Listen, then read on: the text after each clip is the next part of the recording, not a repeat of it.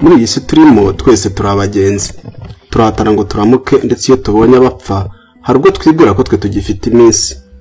Dushaka ubutunzi cyane bihambaye, ndetse duharanira kubika za miliyoni mu mabanki, kugira imisozi n'imiturirwa, tukirengagiza ababaye, nyamara bugacya tubasiga ku isi. Ninde muri twe utazapfa? Ninde uzatura nk'umusozi ku buryo akwiye kuzigama za miliyoni nyinshi ntaho ducya bashonje? Twese tuzapfa duhambwe, tuzashyingurwa mu cyumba gito munsi y'ubutaka. Amatara atatse amazu yacu ntazaharangwa, ndetse na za tapi washashe mu nzu yawe ntizizaba zigihari. Uzaba usinziriye ahantu habi cyane, ariko hagukwiriye nk'isomo rya nyuma ry'uko ibyo waharaniye byose bikaguhesha ikuzo bidashobora kukugira icyigenge imbere y'Imana umuremyi wawe. Ariko we mushiki wanjye nawe murumuna wanjye, banza wumve impanuro za Jedi wanyu, ahari wenda zagufasha kwiyoroshya muri iyi minsi.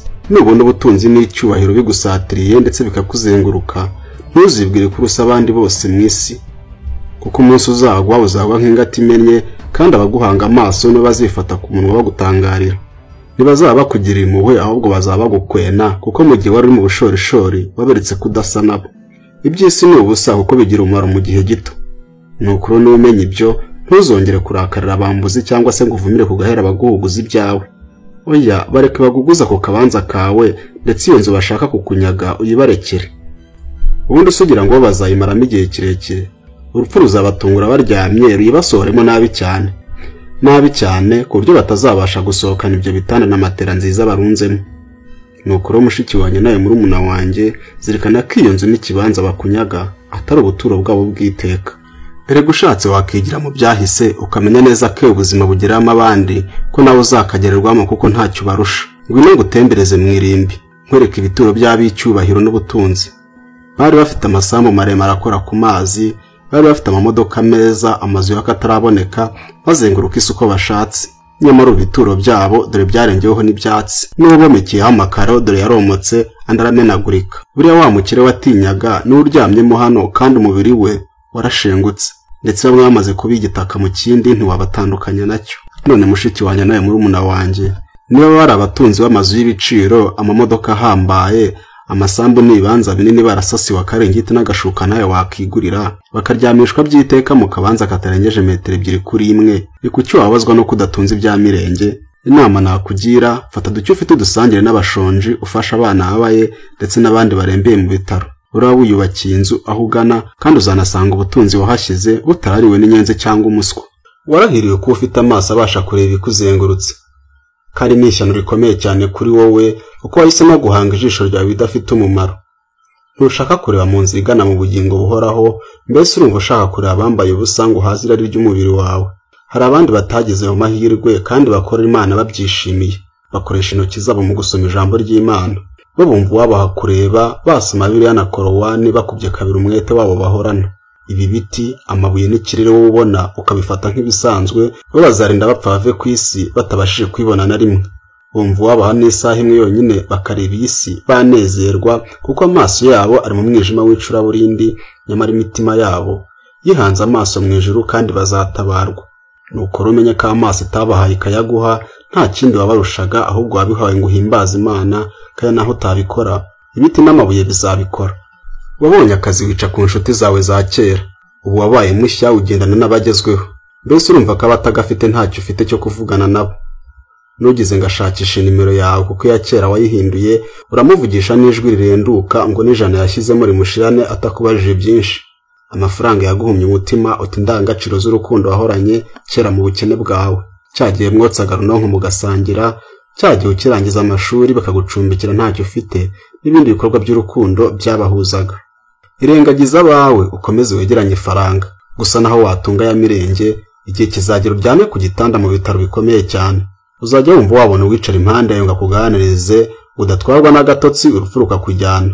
Mba wifuza uzakwicara impande, ntabwo uzabonamo babandi mwakundanye nako mwahararanye kubera amafaranga, kuko ntibazata akazi kabo ngo baje kwicara impande yawe, ahubwo bazajya bakora umuhuro bategure kugusura.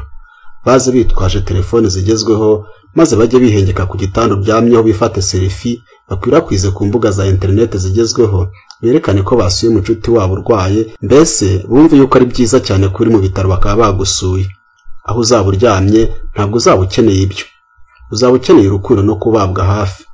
kandi abana bato mwabyirukanye wirengagije nabo bazaba bafite ipfunwe ryo kukwegera kuko nyine waberetse ko ntaho muhuriye. Niba wumvise ibyo tangira kwiyoroshya uyu munsi, wituma ifaranga riguha umutima kuko wazataha imbokoboko ku munsi wawe wo kugendererwaho. Gushwana n'umuntu kubw'amafaranga ni ubuhumyi, iturufu Satani akoresha anesha umutima wa muntu. Yagatuma agura ibyo kurya wifuza, ukagura imodoka, yewe ntunavunika kuko naho wayatanga wanga, hari uwemera gukora ayo make akaguha iyo mitsi ye ariko akaramuka. Ariko zirikana ko ku munota wa nyuma usozi yindi yose wamaze ku isi utazabasha kuyapakira mu isanduka ngo yajyane. Abarundi n'abarundikazi mwese aho muri ndabasuhuje kuko mwarakoze kuyita amahera, kuko niko kazina keza gakwiriye ifaranga. Niba rero wumva ijwi ryanjye, banza ushima Imana ko kuri kuryumva, kuko ndabizi neza ko hirya no hino ku isi hari umuntu waryumvise ejo ariko wamaze kuva mu isi, ubu ntashobora kunyumva. Wowe uracyariho urahumeka. Ngaho fata utwo dufaranga kuri konti yawe umeho dusangire, kandi ntibigutere ipfunwe, yazana uyasangire n'ababaye ndetse n'abashonje. Erega isi yuzuyemo ibyo kurya byinshi byaduhaza twese, ikibazo nuko tudashaka gusangira. Ubu wasanga uvuye iwawe umaze kunywa icyayi, mu migati waguze wariyemo umwe undi urawusiga, nyamara uwo wasigaje hari umwana ku muhanda wawuha akawusomeza amazi buzi agahembuka.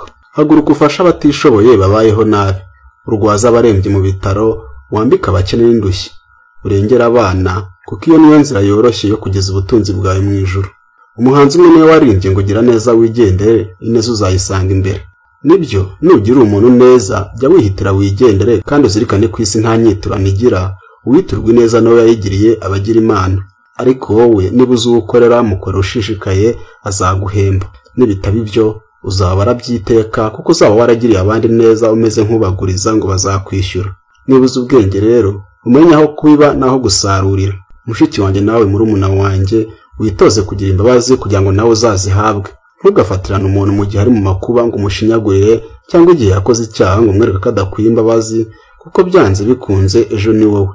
Ni gute ukosa ukigirira imbabazi, wajya mu byago ukigirira impuhwe ariko ntiwifuze kubigenzereza abandi?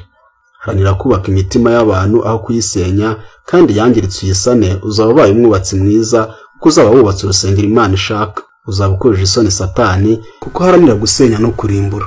Nuko rero uhereye none ufata umwanya witekerezaho cyane, wumva icyo umariye abandi kuruta gutekereza icyo abandi bakumariye. Usuzume ibyumba by'umutima wawe n'abashyitsi wabicumbikiyemo ko bakwiriye. Nusanga haryamyemo abashyitsi b'ubwibone, ubusambanyi, urwango n'abandi bashyitsi babi, ubahambirize hakiri kare, ukoropa inzu yawe uyihanagurisha amaraso y'umwana w'intama. Satani abayeho ubuzima bufite intego, afite icyerekezo kimubereye ariko kinyuranye no gushaka kw'Imana. Ese urashaka kumufasha kwesa umuhigo we cyangwa ushaka kuba ku ruhande rw'Imana? Mushiki wanjye nawe murumuna wanjye, reka nkubwire ijambo rya nyuma. Wituma Satani aguhikira mu kazi ke ka buri munsi. Nitwa JB wanyu, ndabashimiye. Ntimukemere ko imyasi Satani akoresha acana umuriro w'ikibi. Niba wumva ubutumwa ari icyo bukunguyeho mu buzima